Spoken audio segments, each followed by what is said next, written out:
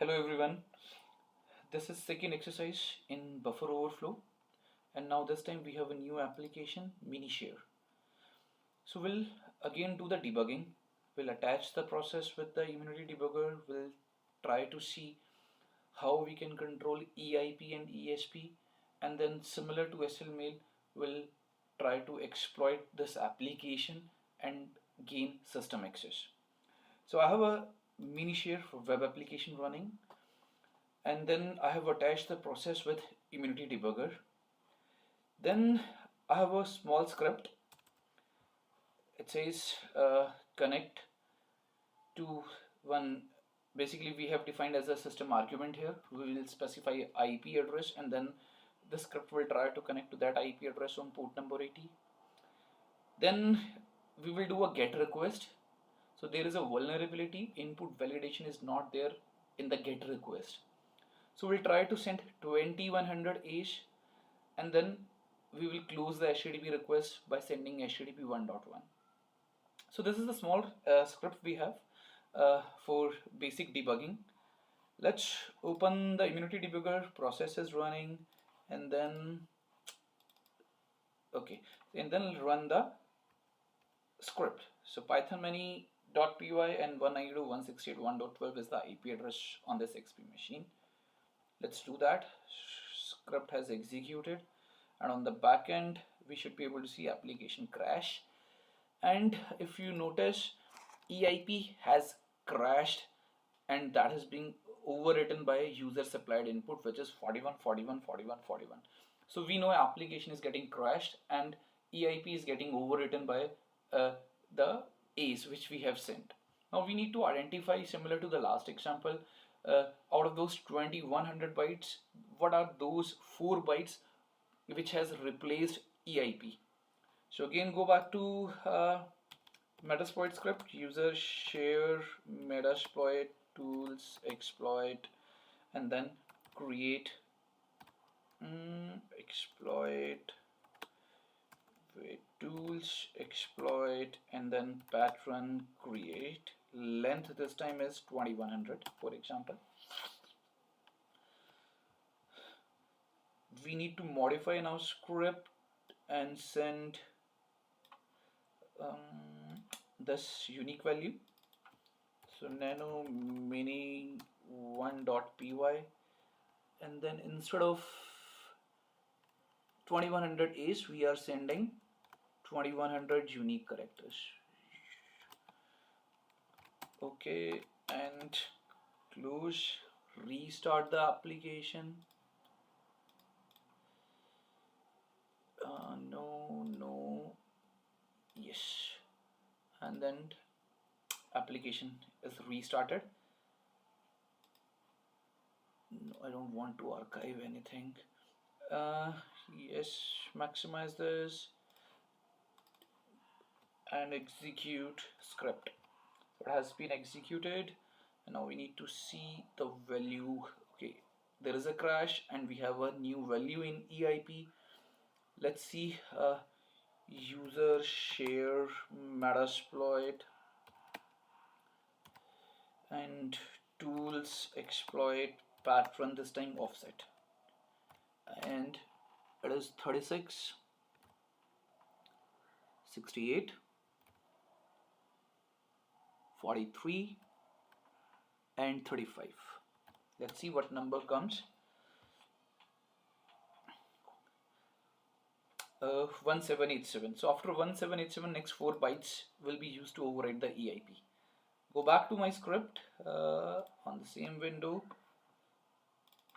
Nano quick verification.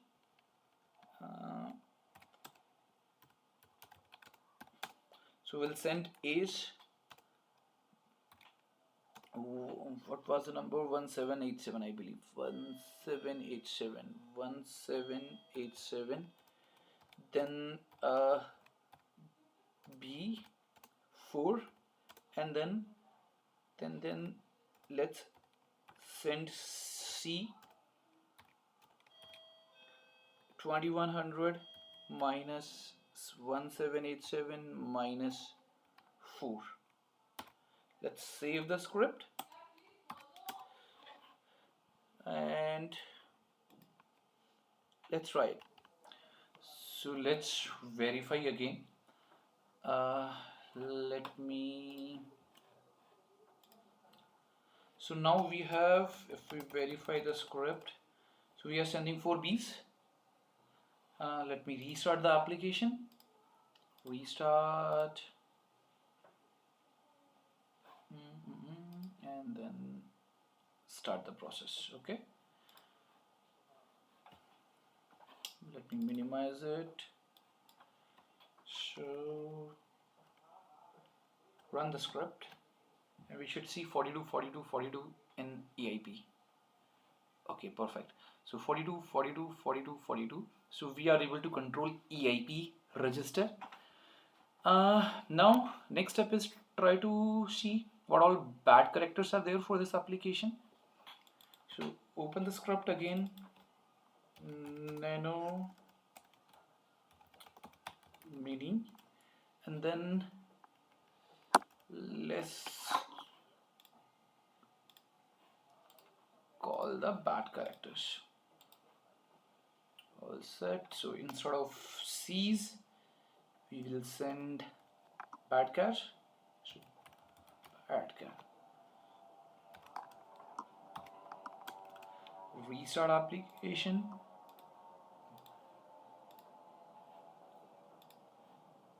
And start the process. And run the script again. Let's see. Okay, so follow ESP in dump. I could see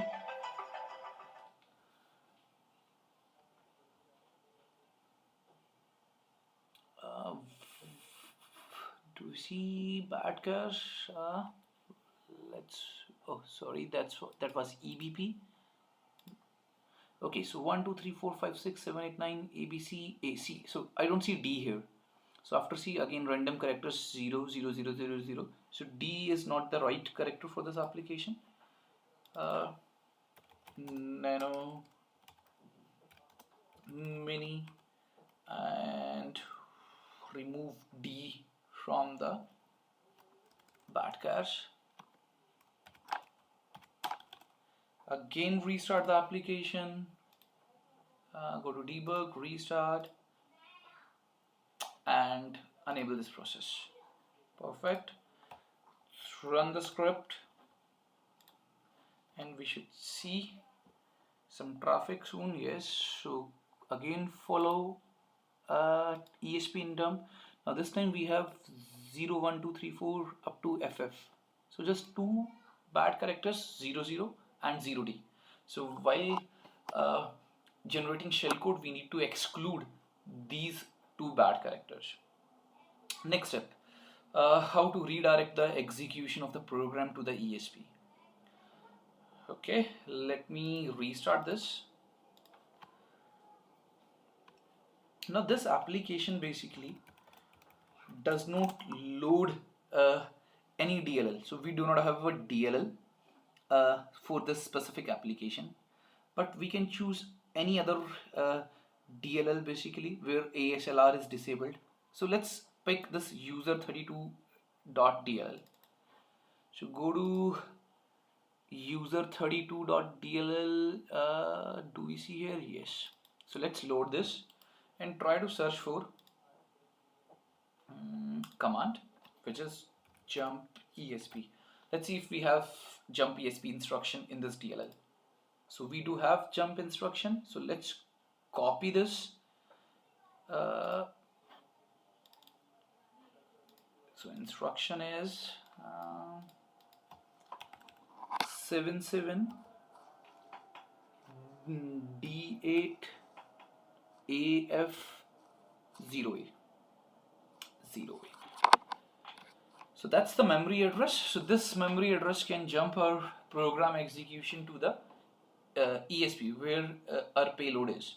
So go to again script, and before we modify the script, let's generate a payload. So we have a payload MSF Venome shell reverse TCP, localhost Kali, and then local port 443, bad characters we have included, and then Shikata. So let's generate this.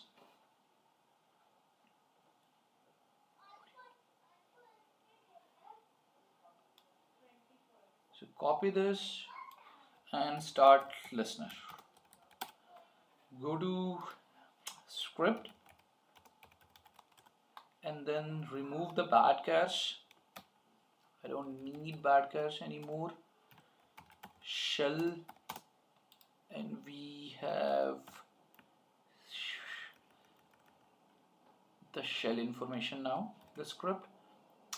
Now instead of B, we need to send, we need to redirect the execution to jump ESP. So that address we have to write in reverse direction, 0A AF, 0A AF, then D877, D877, perfect. Then some knobs so that payload can be decoded in a memory. So for knob we need to type X90. So let's say 10 knobs and then plus shell. Sorry, go to instruction again and then shell. So all set. 1787A, then memory address for jump ESP. Jump ESP will forward the instruction, will forward the request to ESP memory location, and then ESP has a defined payload which will give us a reverse shell. So let's save this. So listener is okay. Go to debugger, exit the program, start the application again. Application is now running, and if all is well, we should see reverse shell on other window. So yes, done, and let's wait if we can see reverse shell. We have a reverse shell. So IP config, we are on 192.168.1.12, and you can do whatever you want on this machine now because we have a full shell of this XP machine. So that's it for this video. So difference between the last application SLMail and this application is we have utilized a different DLL, which is a system level DLL, because all the security protection were disabled, and that's a behavior of XP, and that was the reason we were able to use that memory address. So thank you very much. In next video I will cover SEH concept, so that will be basic theory around overview of structured error handling, and then one application around that concept. So thank you very much. Try to replicate these two labs in your lab